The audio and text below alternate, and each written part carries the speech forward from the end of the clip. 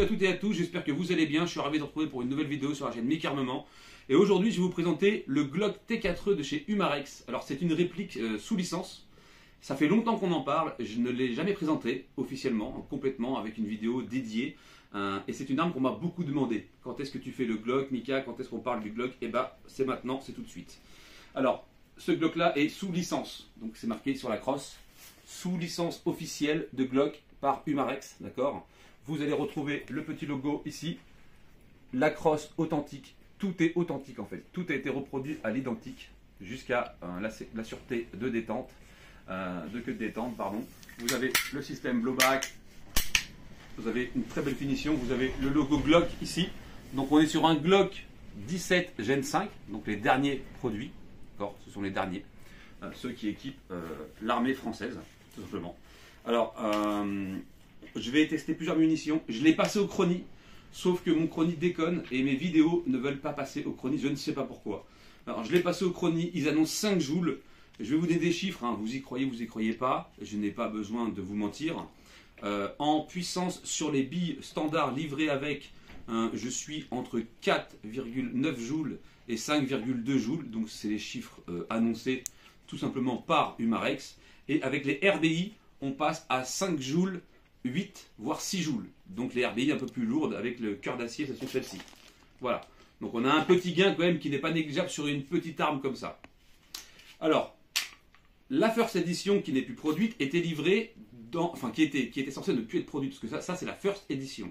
Donc à la base, il y avait la mallette Glock authentique avec des queues de castor pour venir améliorer la crosse pour la prise en main. Ils ont continué à faire la série, comme elle a eu un grand succès, mais sans la boîte Glock, donc vous aurez une boîte Umarex standard, avec un ustensile de nettoyage, tout simplement, voilà. Mais ça ne change pas que l'arme est authentique et toujours sous licence. Mais il n'y aura plus la mallette Glock. À la limite, ça reste qu'une mallette. On est vraiment sur quelque chose de magnifique. Alors, petite différence avec le PAK, on va le retrouver au niveau de la couleur. Le PAK est un peu plus gris, et celui-ci est complètement noir au niveau de la culasse. C'est la seule différence que je vais trouver entre les deux. Et au niveau du poids, il est un petit peu plus lourd, celui-ci est un petit peu plus léger. Bon, une fois que la sparklette de CO2, puisque ça fonctionne avec une sparklette de CO2 de 12 grammes, plus les billes, je pense qu'on est kiff-kiff. Après, le PAK restera toujours un petit peu plus lourd.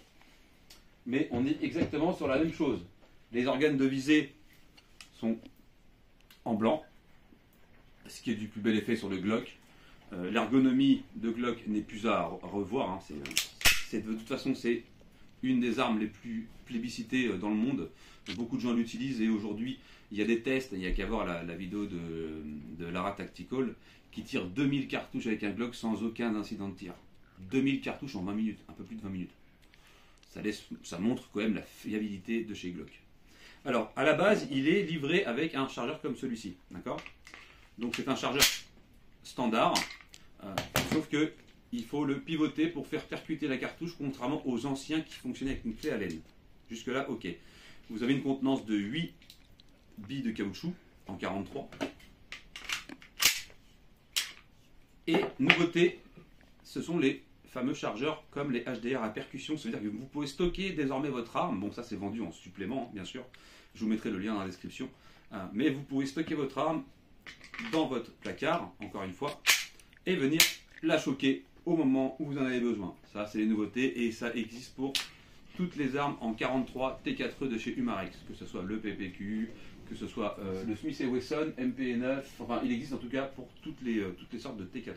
Donc là, j'ai mis la sparklette, il n'y a plus qu'à frapper, normalement. Je vais mettre mes petites billes, donc je vais mettre 8 billes, et on va faire un peu de tir sur cible. Hop là, bon, j'en ai perdu une, 2, 3, 4, 5, 6, 7 et 8. Alors, je vais utiliser les billes qui m'ont donné la puissance de 4,9 joules à 5,2 joules. Ce sont les billes standards, en fait, tout simplement.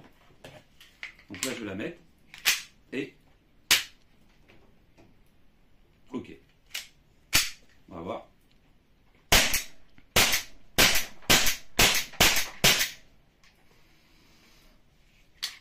Alors, on va remettre ça. Je vais vous mettre la GoPro sur la cible.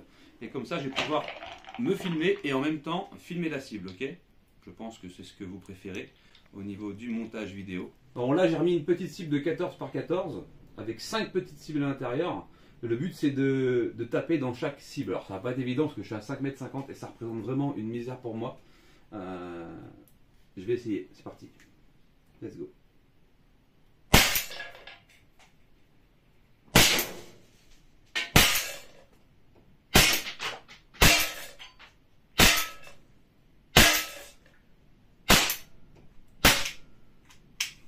Ok, deuxième chargeur. Alors le chargeur rapide fonctionne super bien. Hein. C'est pour vous dire que je l'ai tapé là tout à l'heure, 2 fois d'affilée, parce que j'ai changé la sparklet entre temps. Et ça marche super bien. Vraiment plaisir qu'ils fassent des chargeurs d'urgence avec les T4E parce que ça manquait un petit peu. Je pense que ça dérangeait énormément de gens.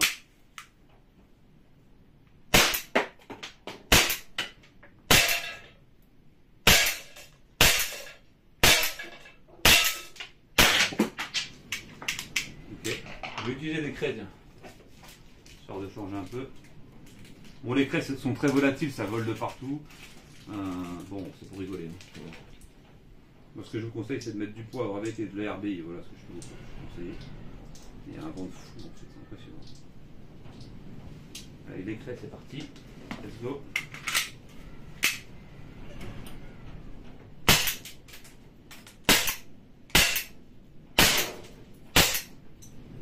Je crois qu'il y a une qui a pété dans le salon, non?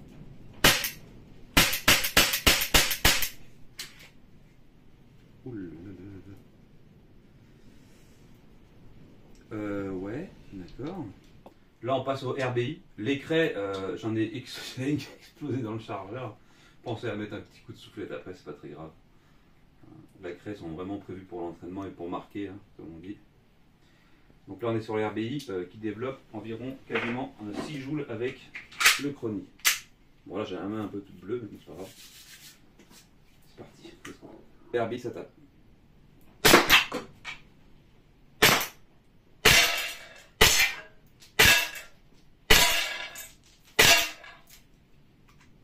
Terminé? Non? Ouh vache. Terminé. Conclusion, c'est parti. Bon, la conclusion de cette vidéo, c'est que j'ai une petite bille de craie qui a éclaté dans le chargeur, donc c'est pas très grave, hein, c'est un repeint un peu larme, avec un bon coup de nettoyage et un bon coup de soufflette, c'est pas dramatique, ça reste de la craie bleue, c'est marquant. Le chargeur d'urgence, excellent, puisqu'il a fonctionné les 2 fois où j'ai changé la sparklet et que j'ai percuté, il a fonctionné, il n'y a pas de fuite. Le chargeur d'origine, du coup, en fait, la différence, hein, c'est que sur celui d'origine, vous ne pouvez pas garder en fait votre sparklet non percutée. Sur celui-ci, vous la mettez en place, vous vissez au maximum et dès que vous avez besoin, vous tapez l'arme avec le talon. Vous tapez sur un endroit dur ou dans votre main, peu importe, et là, l'arme est prête à fonctionner. Bon, vous avez vu, elle est toute bleue, hein, ça donne un style, mais c'est qu'il y a une bille de craie qui a éclaté, donc forcément. Après, elle est quand même très précise, donc j'ai ma cible ici. Bon, oui, j'ai tiré pas mal de fois dedans, mais mes premiers impacts ont tapé quasiment toutes mes cibles en fait. Sachant que je suis à 5,50 m et que ça à 5,50 m c'est vraiment petit en fait. Quand on tire avec du 43, on est sur un canon qui n'est pas rayé et on est sur de la bille lisse, donc forcément la précision, mais c'est très correct pour les organes de visée d'origine. Surtout qu'ils sont moulés dans la masse et qu'ils ne sont pas ajustables. Donc là j'ai un bon coup de soufflette allumette pour qu'il soit tout beau, parce qu'il y a du bleu partout, mais sinon superbe. Alors attention avec les billes bleues, oui elles sont super volatiles. Alors ce que je peux vous conseiller quand vous garnissez votre chargeur de 43, comme il a une faible puissance en joules, enfin une faible puissance, il ne faut pas non plus croire que ça ne fait rien, ça pique. Ce que je vous conseille de faire, c'est de prendre de la RBI, comme celle-là. Vous chargez votre chargeur, du coup vous alimentez votre chargeur en RBI. Parce que ce sont les billes qui tapent le plus fort, hein, parce qu'elles ont le cœur en acier, du coup, comme on pourrait dire. Et il y a 8 munitions, donc là j'en ai déjà mis 2, 3, 4, 5, et vous pouvez terminer avec les billes de poivre, qui ne sont pas fournies avec, mais que vous pouvez prendre séparément. Puisque les billes de poivre vont exploser à l'impact et déjà mettre mal à l'aise l'assaillant. C'est pour ça que je les recommande, les billes de poivre. Vous prenez 3 comme ça, elles sont rouges et blanches. Et vous les mettez en dernier dans le chargeur, et comme ça, une fois quand vous tirez, vous savez que les 3 premières sont des billes incapacitantes, tout simplement. Voilà, et vous savez que les premières qui partiront seront 3 poivres, et quand ça éclate, ça fait vraiment bobo. C'est ce que je peux vous conseiller, après chacun fait comme il veut. Bon, moi je vais les retirer parce que j'ai pas envie d'en éclater dans le garage, c'est pas le but.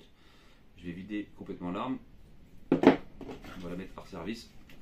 Voilà, terminé. Vous avez des sparklettes d'entretien qui sont disponibles. De toute façon, je vous mets tous les liens dans la description pour ce fameux Glock hein, que beaucoup de gens m'ont demandé. Alors certes, il a un prix, oui. En même temps, il est sous licence. Donc voilà. Au niveau de la finition, il n'y a pas mieux. J'ai pas trouvé plus joli et mieux fini.